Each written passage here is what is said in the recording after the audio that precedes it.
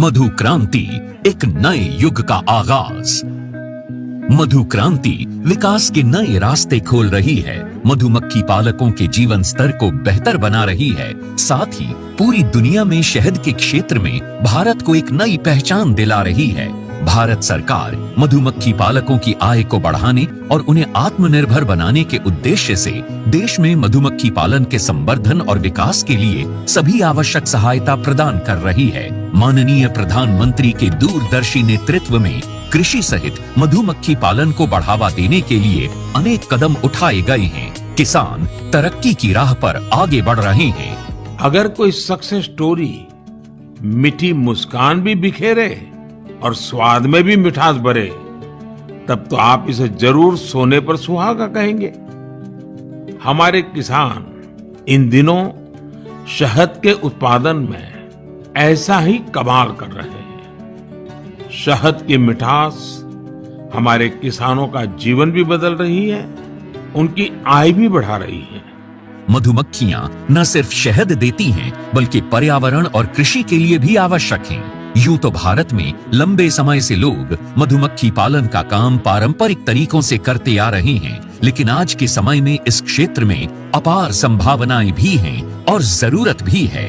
मधुमक्खियों की इसी जरूरत और योगदान का जश्न मनाने और इसे और बारीकी से समझने के लिए ही मनाया जाता है विश्व मधुमक्खी दिवस। इसी आवश्यकता को समझते हुए 2020 में राष्ट्रीय मधुमक्खी पालन और शहद मिशन की शुरुआत हुई।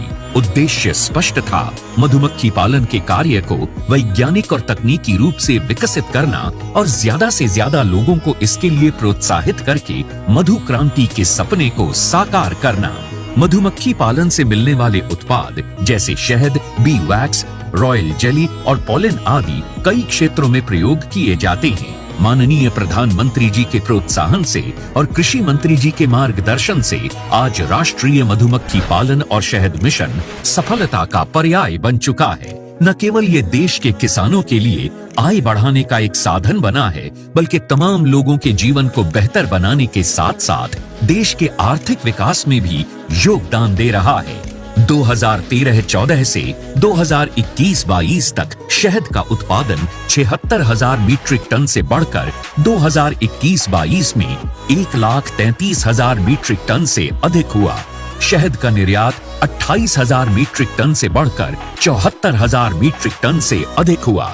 3 विश्व स्तरीय अत्याधुनिक टेस्टिंग लैब और 31 मिनी शहद टेस्टिंग लैब स्थापित हुई। राष्ट्रीय मधुमक्खी पालन और शहद मिशन की कामयाबी सिर्फ आंकड़े ही बयान नहीं कर रहे, कहानियां खुद इसकी सफलता की बानगी पेश कर रही हैं। यमुनानगर के सुभाष काम्बोज मधुमक्खी पालन के अपने काम के चलते आज देश भर में जाने जा रहे हैं। सुभाष जी ने वैज्ञानिक तरीके से मधुमक्खी पालन का प्रशिक्षण लिया।